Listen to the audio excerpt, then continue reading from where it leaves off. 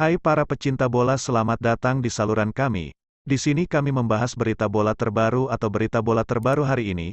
Tidak usah berlama-lama, ayo ke inti videonya.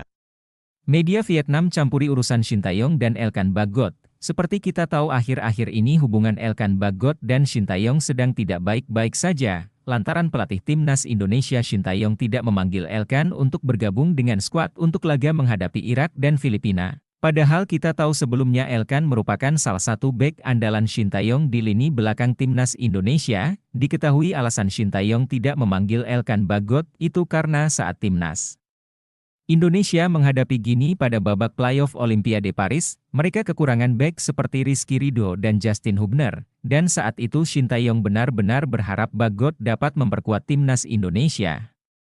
Karena itu momen yang sangat penting bagi timnas Indonesia, tapi apa, Bagot malah liburan ke Maladewa dan tidak bergabung untuk memperkuat timnas Indonesia U23 melawan Gini, bahkan saking marahnya Shin Tae-yong. Saat ditanya tentang kenapa tidak memanggil Elkan, Shin Tae-yong menyuruh netizen dan wartawan untuk bertanya langsung ke Elkan. Namun selain dalam negeri, berita hancurnya hubungan Elkan dan Shin Tae-yong sampai menjadi sorotan media Vietnam. Begini kata media Vietnam tentang hubungan Elkan dan Shin Tae-yong. Langkah itu diduga merupakan keinginan dari bek kelahiran Inggris itu untuk mengakhiri hubungannya dengan sepak bola tanah air. Tulis media Vietnam Soha. Pernyataan media Vietnam cukup mengagetkan.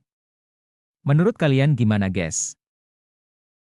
Calon pemain naturalisasi timnas Indonesia Kelvin Verdong secara tidak terduga nongol dalam latihan timnas Indonesia pada tanggal 31 Mei. Padahal bek kiri Ece Nijmegen ini tidak dipanggil untuk putaran kedua kualifikasi Piala Dunia 2026 zona Asia. Namun perlu kita tahu saat ini proses naturalisasi Kelvin Verdong menjadi WNI sedang berjalan. Sebagaimana pekan depan, naturalisasi Kelvin Verdong kabarnya akan dibahas oleh Dewan Perwakilan Rakyat, DPR. Namun selain itu proses naturalisasi itu, Kelvin Verdong saat ini mengungkapkan sebuah hal menarik, yakni tentang masa depan, dan saat ini dia sudah mengambil keputusan terkait masa depannya. Begini kata Kelvin Verdong soal masa depannya, saya tahu jika saya masih memiliki 1 tahun lagi dalam kontrak saya.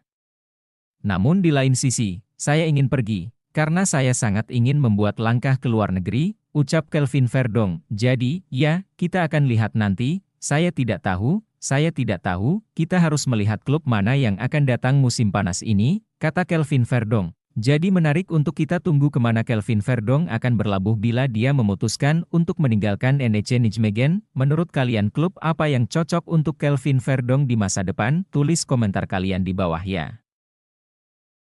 Baiklah, itu saja pembahasan kita kali ini. Bagi kalian yang nggak mau ketinggalan berita bola terbaru dari kami, silahkan klik tombol subscribe dan loncengnya, dan terima kasih telah menonton. Sampai jumpa guys.